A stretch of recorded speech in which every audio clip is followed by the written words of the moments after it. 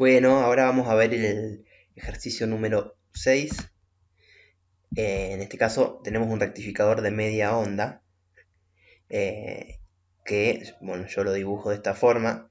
No se asusten con esta parte es un transformador.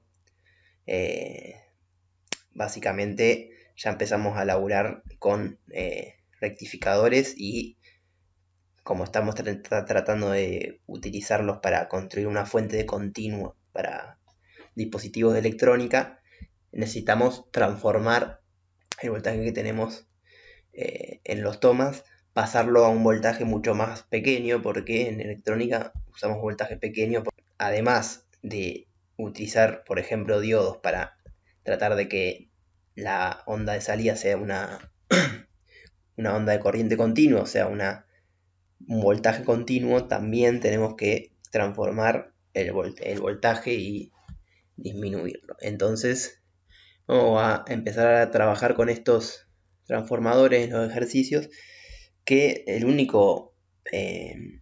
la única dificultad que nos agregan es tener que calcular el voltaje que vamos a tener en la salida del transformador, el voltaje en esta parte, que sería V2. Tenemos el voltaje de entrada, que es V1, y el voltaje V2, que sería el voltaje a la salida del transformador.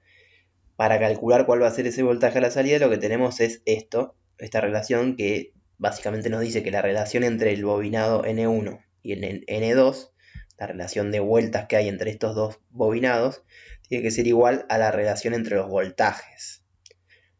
¿Qué quiere decir esto? Que, por ejemplo, si la relación en los bobinados es 10:2, que significa que si acá tengo, por ejemplo, 100 vueltas en el bobinado, en el otro voy a tener 20 vueltas, siempre se va a mantener esa relación 10:2. Entonces la relación en el voltaje, ¿cómo tiene que ser? Y acá es un simple despeje para calcular V2, que está hecho acá. Básicamente esto lo calculamos, 10/2 nos da 5. Pasamos el voltaje 2 que está dividiendo para el otro lado multiplicando, y pasamos el 5 dividiendo, nos queda 220 volts sobre 5. Y eso nos da 44 volts, que es el valor del voltaje 2. Fíjense que entre 44 y 220 se mantiene la relación 10:2 que nos daba el bobinado del transformador. Entonces, y ahora básicamente esto se transforma en básicamente un ejercicio como los anteriores, porque cómo va a afectar a la onda senoidal de entrada este diodo, igual que en los anteriores. Va a dejar pasar solamente la onda del semiciclo positivo, el semiciclo positivo de la onda, y en el semiciclo negativo no va a haber voltaje. En la porción de tiempo que ocupa el semiciclo negativo no va a haber voltaje.